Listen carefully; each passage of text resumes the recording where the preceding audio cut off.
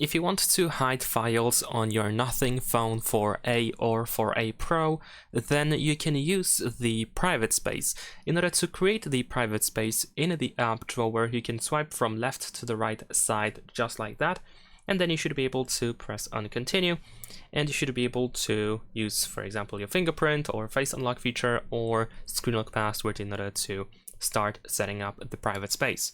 After a couple of seconds, you should be able to choose if you want to use exactly the same password that you use for the phone itself, for the lock screen, or if you want to create a completely new password that is going to be used only for the private space. In my case, I'm going to choose a new lock.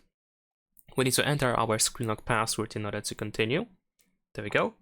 Now we're going to tap on Got It. This is just an information that you should remember the password to the private space if you create a separate one, because otherwise you will lose access to the private space and you will have to completely erase the private space in order to access it again, of course, if you decide to use it again.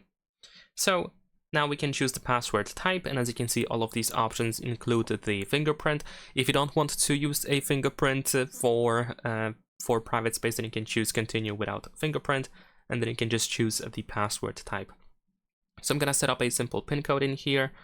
There we go. Let's go next. Enter your password twice in order to confirm, and then we should be all set after a couple of seconds. There we go. All right. So now in here we should be able to now open the private space. It should be open pretty much straight away, but of course we can access the private space exactly the same way, so by swiping to the right side, and then we can enter our password. So now if you want to hide your files, once you open the private space, you should be able to find this private files tile with the minus and plus.